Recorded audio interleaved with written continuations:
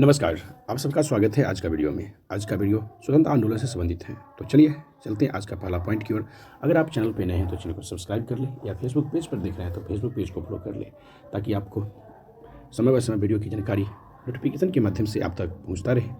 चलिए देखते हैं आज का पहला पॉइंट। पहला पॉइंट है 1857 का विद्रोह कहाँ से प्रारंभ हुआ था। तो 1857 का विद्रोह मेरठ से प्रारंभ हुआ था। अगला पॉइंट है 1857 के विद्रोह का तत्कालीन कारण था। तो 1857 के विद्रोह का तत्कालीन कारण था चर्बी वाले कारतूसों का प्रयोग आरंभ करना। अगला पॉइंट है वह पहला भारतीय सिपाही कौन था जिसने चर्बी वाले कारतूस का प्रयोग करने से इनकार किया। तो मंगल पांडे। अगला पॉइंट है मंगल पांडे जिसने अकेले 1857 ईस्वी में विद्रोह का सूत्रपात किया संबंधित थे 34वीं नेटिव इन्फेंट्री से।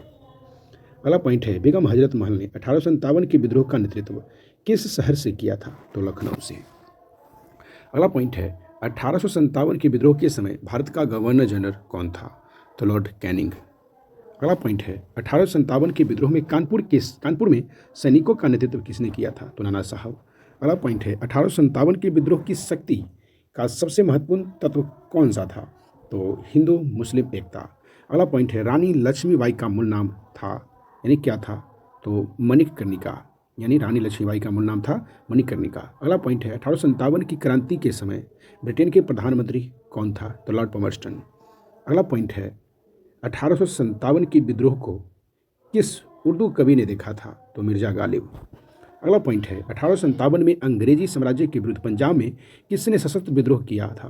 तो नामधारी सिखों ने। अगला पॉइंट है अंग्रेजी भारतीय सेना में चर्बी वाले कारतूस से चलने वाली एनफील्ड राइफल कब शामिल की गई। तो जनवरी 1857।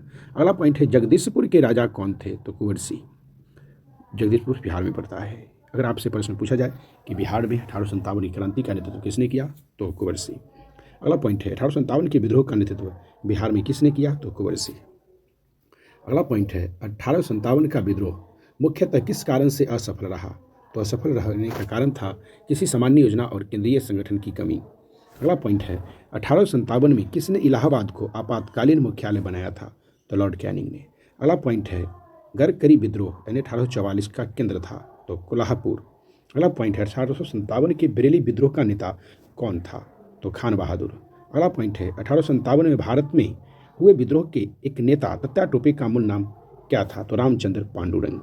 अगला पॉइंट है किस इतिहासकार ने लिखा कि तथाकथित प्रथम राष्ट्रीय स्वतंत्रता संग्राम न तो प्रथम, नहीं राष्ट्रीय और नहीं स्वतंत्रता संग्राम था। तो आर.सी. मजुमदार।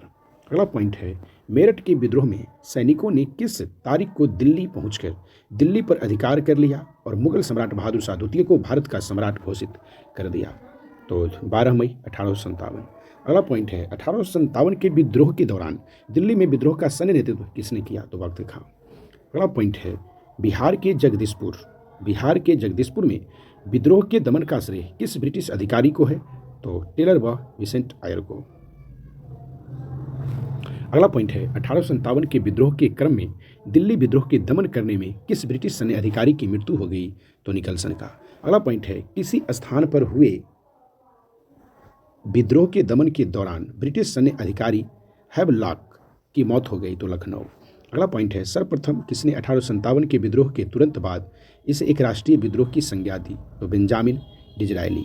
अगला पॉइंट है 1857 के संदर्भ में किसने कहा ब्रिटिश शासन को उखाड़ फेंकने के लिए भारतीय जनता की क्रांति है। तो कार्ल मार्क्स। अगला पॉइंट है 1857 के विद्रोह की असफलता के बाद मुगल बादशाह बहादुर शाह द्वितीय को कहा वह किसने गिरफ्तार किया। तो हुमायूं की कब्र के पास लेफ्टिनेंट हडसन।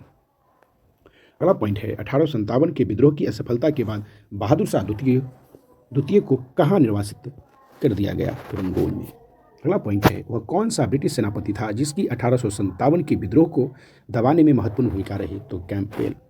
अगला पॉइंट है किसकी वीरता से प्रभावित होकर ब्रिटिश सैन्य अधिकारी ह्यूरोज ने कहा है कि भारतीय क्रांतिकारियों में यह अकेली मर्द है। तो रानी लक्ष्मीबाई को। अगला पॉइंट है 1857 की क्रांति का चिन्ह क्या निश्चित किया गया था। तो कमल एवं चपाती। अगला पॉइंट है महारानी विक्टोरिया ने भारतीय प्रशासन को ब्रिटिश ताज के नियंत्रण में लेने की घोषणा कब की थी? तो 1 नवंबर 1858। अगला पॉइंट है आधुनिक इतिहासकार जिसने 1857 के विद्रोह का स्वतंत्रता की पहली लड़ाई कहा था? तो वीर सावरकर ने। अगला पॉइंट है भारतीय स्वतंत्रता आंदोलन का सरकारी इतिहासकार था? तो SN सेन। और आज के लिए लास्ट पॉइंट है कि किसके मत में 1857 की क्रांति आरंभ में सैनिक विद्रोह था जो बाद में राष्ट्रीय विद्रोह स्वतंत्रता संग्राम में परिणत हो गया? तो SN सेन की नज़र में। तो ये टॉपिक का लास्ट पॉइंट था। धन्यवाद। फिर मिलेंगे अगले टॉपिक के साथ अगले वीडियो में। आज के लिए इतना ही।